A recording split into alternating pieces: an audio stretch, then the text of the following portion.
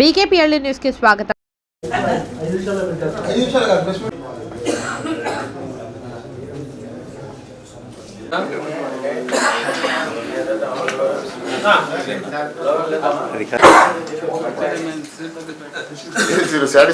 అలాగే ఉప ముఖ్యమంత్రి శ్రీ పవన్ కళ్యాణ్ గారి మీద అవాకులు చవాకులు పేలుస్తున్నారు.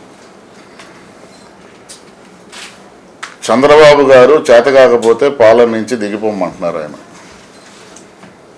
వైఎస్ జగన్మోహన్ రెడ్డికి పాలన చేతగాక రాష్ట్రంలో ఇష్టానుసారంగా పాలన చేస్తే రాష్ట్ర ప్రజలందరూ కూడా ఇంటికి పంపించినటువంటి రోజులు ఇంకా ఆయన మర్చిపోలేదట్టుంది.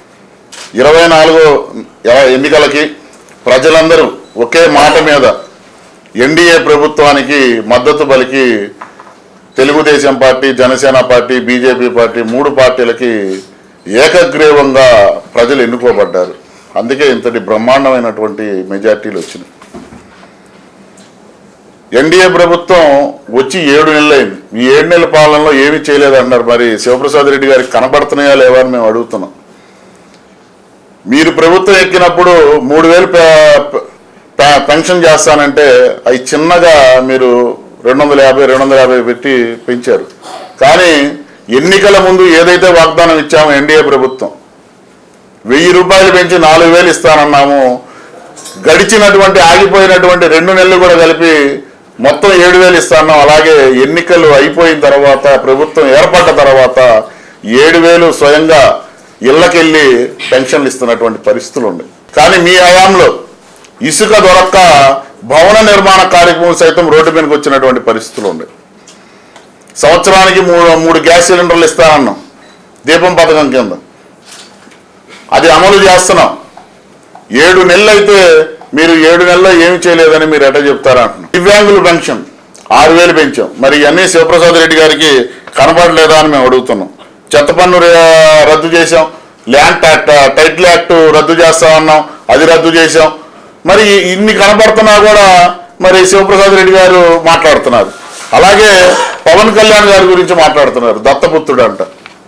నిజమే, పవన్ కళ్యాణ్ గారు ఈ రాష్ట్ర ప్రజలకి దత్తపుత్రుడు. ఈ రాష్ట్ర ప్రజలు శ్రేయస్సు కోరి తెలుగుదేశం పార్టీ, బీజేపీ పార్టీ కలయికలో ప్రభుత్వం ఏర్పడడానికి కీలకంగా మారినటువంటి వ్యక్తి. కేవలం రాష్ట్ర అభివృద్ధి కోసం. గతంలో మీ నాయకుడు చెప్పాడు వైఎస్ జగన్మోహన్ రెడ్డి దత్తపుత్రుడు, నా ఇంటికి కూడా పీకలేరని.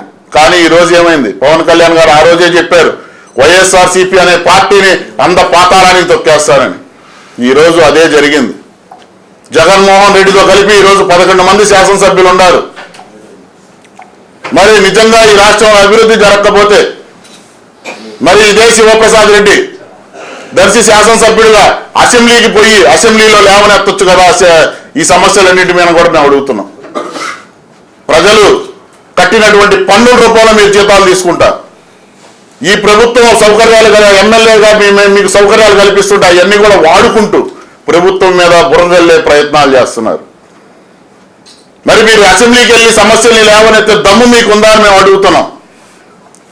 గత ప్రభుత్వంలో కూడా నారా చంద్రబాబు నాయుడు గారి సతీమణిని వ్యక్తిగతంగా దూషించినప్పుడు కూడా చంద్రబాబు నాయుడు గారు నేను అసెంబ్లీకి రాను, నేను ముఖ్యమంత్రి అయిన తర్వాత వస్తానన్నా సరే తెలుగుదేశం పార్టీలో ఆనాడు ఉన్నటువంటి శాసనసభ్యులు ప్రజా సమస్యల మీద అసెంబ్లీలో గొంతెత్తారు. మరి ఈరోజు ఎందుకు రావట్లేదు మీరు? అంటే మీరు అధికారంలో ఉంటేనే అసెంబ్లీకి వస్తారు, లేకపోతే ప్రజా సమస్యలు మీకు పట్టవు.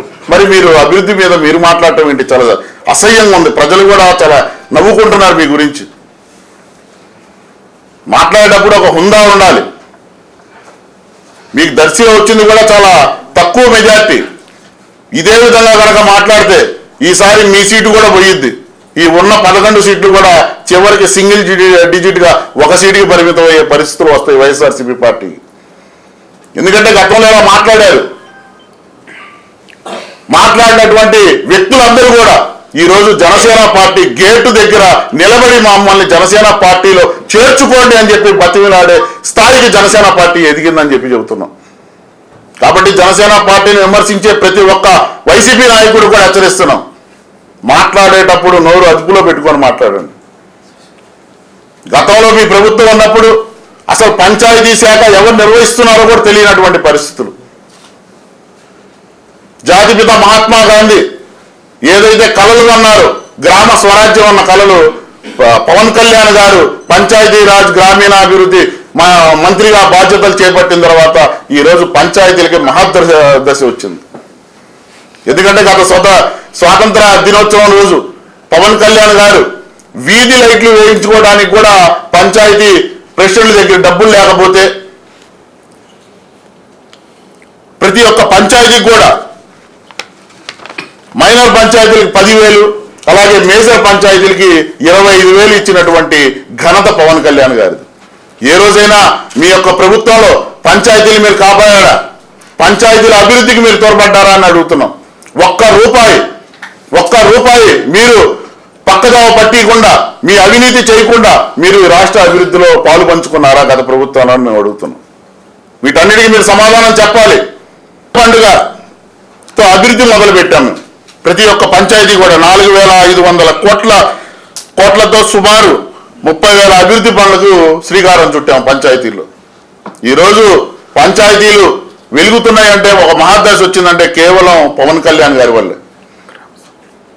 ఈరోజు గ్రామ సభలు జరుగుతున్నాయి, గోకులాలు అన్ని ఏర్పాట్లు చేశారు పంచాయతీల్లో.